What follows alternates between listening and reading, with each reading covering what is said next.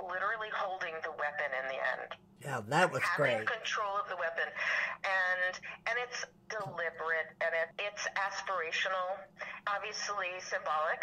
I think that it has to change now because women are changing. Women change. Yes. Women are changing, but it's like this conversation, as you both know, has been happening for decades and decades, but all of a sudden it's out in the open. We're doing something about it now. Finally. And yes. Maybe publishers won't be afraid, and I'm not saying as a fact that they have been, but I think in general this whole idea of women not complaining, don't shine the spotlight on the bad behavior. Well, now we're shining the spotlight, and I think their fear is melting away. I was on a panel discussion yesterday, this convention at the Javits Center in Manhattan, and it's BookCon, and I was really, and it was a panel of women. It was called Women of Mysteries and Thrillers, and I was with Sandra Brown and Megan Abbott. Oh wow! Sarah Bladel, great company, and Kate Kessler. So, and the moderator was, and I'm blocking on her name, but she's a book reporter for the New York Post. And I was so happy that a couple of her questions, and this is the first time I've experienced it on a panel, were about, she asked, have any of you experienced any gender bias in publishing? Well, no one ever asked a question like that. Because those questions were hot potatoes, and now people are asking them, we're answering them, we're excited to talk about it. So I think it's getting shaken up, and I think it's people like me and like you working in all areas of publishing. If we keep talking about it, it will change. Yeah, great. Yeah, That's absolutely. Great. And our last question is, do you have any upcoming events or books, and you've already alluded to your book, that you would like to let our listeners know about? My book I talked about. It's not on my website yet, but it will be soon as the cover art is approved. And the cover art's already out there on the internet, but I'm not sure if that's actually the official cover art, but it kind of leaked out. I don't know if that's going to be it. Oh, my next event is just that I'm going to the Dark-Karen Mystery Conference in St. Petersburg, Florida in September. A lot of mystery fans congregate there, and I'll be there too. Oh, well, we're going to update our show notes with all this information for if anybody wants to check that out or check out your website. Thank you. Do you ever go to Malice Domestic? I haven't. Should I? So, we're from Maryland, and apparently a lot of mystery writers go to that, and we definitely plan on attending next year. It just happened, I think, in April. Yes, we just missed it this year. I have a lot of mystery writer friends who go to it and who go to several conferences. My kids just grew up, and I'm suddenly feeling more footloose and fancy-free, like I can go to these things. That's how I am, too. I'm starting to contemplate, okay, where else should I be going along with Dark-Karen and Thriller Fest, because Thriller Fest is right in my town. Yeah, that's right. That's right. But yeah, so Malice Domestic is on the radar. It's a good one. Yeah, that's what we're hearing, and we're very excited to go next year. Okay, great. I'm going to check it out. We'll catch up with you there. And Awesome. I'm really glad you guys are doing this. I think it's exciting, and I'm so grateful that you chose my book for your book club. Well, we want to focus on authors who aren't household names yet, but we think they should be. And we definitely feel that you should be. It was a wonderful book. I just couldn't. I kept turning the page waiting to see what was going to happen next. It was just one of those that just grab a hold of you and you have to know what's going to happen. It was just excellent from start to finish.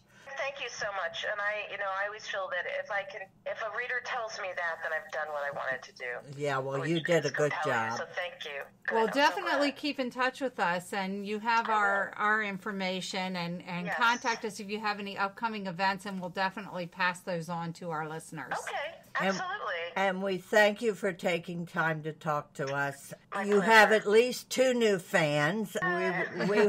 We'd love to hear more from you in the future. We wish you all the luck with your Map of the Dark and any future endeavors, and we appreciate your time. Thank you. And thank you, and we'll hope to hear from you soon. Thank you. Thank you, Katia. Bye-bye. Bye-bye. Bye-bye. And we thank her again for taking the time out of her schedule to be with us. She was a real delight. She was. That was an amazing interview. Before we get started with our impressions, we're going to go over the cast of characters in this book.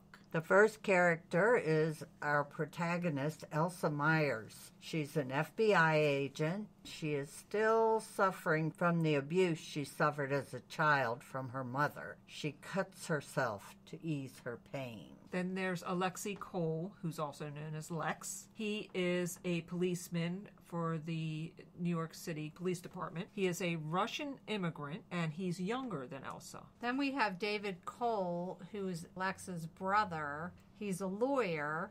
Then we have Tara, who is Elsa's sister. She's divorced and raising a teenager. She's younger than Elsa. Yes.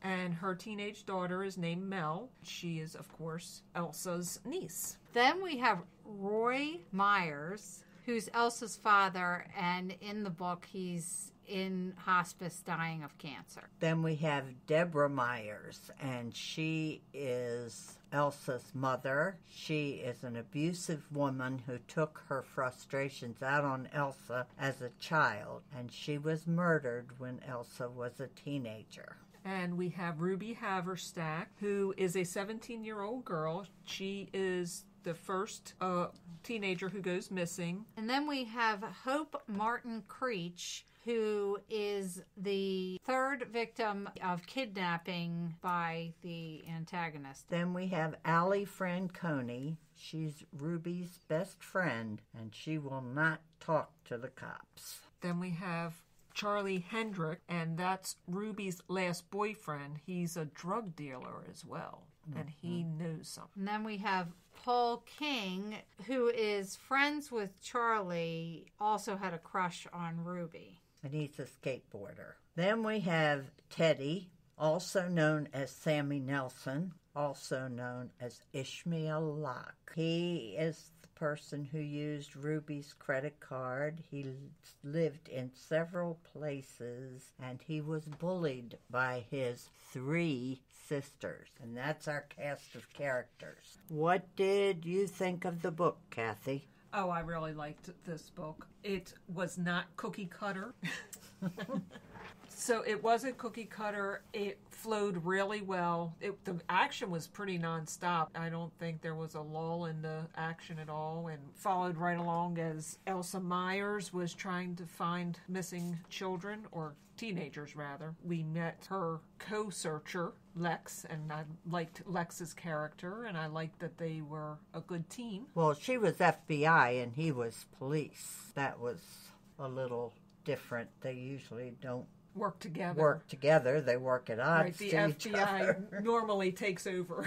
As far as the book goes, it's a very dark story, but I happen to be one of those people that really enjoys a good dark story. The character development was wonderful. You really, especially when it comes to the protagonist, she was just so intriguing because she was so flawed and so, you didn't know what her next move was going to be, if she was going to hurt herself or if she would just, it was a real interesting book to read, and I liked the story about the antagonist. That's what I was just going to say. The antagonist in this book was very interesting also. I think she really wrote about an evil man who did some pretty evil things, and his MO, now that I know it was based on a real case, it intrigues me even more. Yeah, I'll have to look that one up and see if I can find out who it is. She didn't give us a name, darn it. But that's what the internet's for. Exactly. Now, I thought Elsa's story could have been a book by itself. Her history with her family and her abuse by her mother, her father not covering it up, trying to do the best he could because he was afraid of the woman. It shows. Well, it might have been a sign of the times that a man in that situation might not have really known how to handle it. Yeah, especially when it was a woman. You read about all these fathers that abuse their children, but absolutely, you don't see that too often, that it's the mother who's the real. And it's an embarrassment too. Of So course. it was easier for him to just cover it up than he definitely wasn't going to go to the authorities, even though he probably should have. But I was surprised in the Elsa part of the story to find that she was the one who killed her mother. I thought for sure Oh, really? it was the father. I did too. I was hoping that he was the one that killed his wife, because that would have been his way to redeem himself, because she questioned why he never stepped up to the plate. Her. So I thought, okay, maybe he did take care of it, but come to find out, in some ways he still did, because he covered for it Elsa. up. He rescued her from that Yeah, bad choice. It was such a dark. I know several people who have a history of cutting themselves, and it's a horrible, horrible thing to have to watch somebody do and see the scars. You can just picture why she wanted to always wear long sleeves. But I really appreciated how she described it as far as feeling alive, that when she'd sit in that closet and she knew that if she could puncture her skin and feel the blood, she could prove to herself that she was alive. I thought that was a great depiction. She wasn't abandoned and become a nothing sitting in this closet. It was very sad, very, very sad for any child to have to go through that. But I really felt for Elsa, her history. And even Lex had his own history, being adopted from Russia and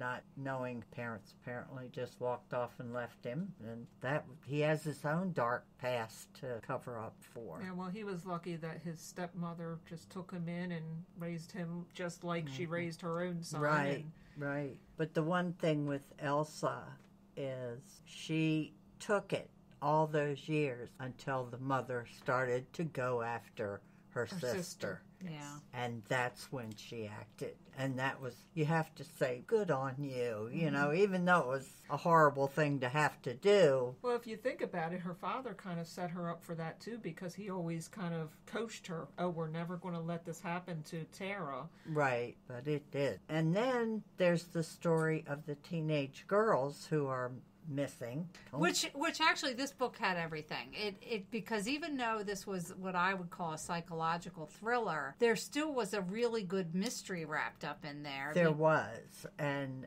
the creepy, you can just picture this Teddy at the table handing out flyers for this girl that and he wearing is the button kidnapped. on his chest. And, it just sends shivers up your spine. And the store in Maine, or not in Maine, I'm sorry, in Vermont, where I've been in so many of those stores because we lived up there for so long, that it's just one big old fat guy who runs everything, and he doesn't care if you use your credit card.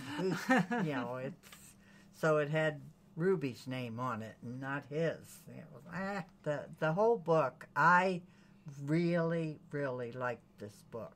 It was, like we say, it's very dark. Her poor dad is dying of cancer, and they're trying to nurse him through hospice. All the other issues, she's feeling torn between being at the hospital and working on this case. She can't be in two places at once, but she'd like to be. I really like this book a lot. I think it was a winner for all of us, and I really am waiting patiently, maybe not so patiently, for the next one. Yes. Katia, hurry up. All right. Now we're going to discuss 3 things that we have learned from this book. Kathy? Well, Elsa tried to break the pattern of abuse by never having children of her own, and yet her sister winds up slapping her daughter. I believe that no matter what we do to try to control life, things will happen as they will.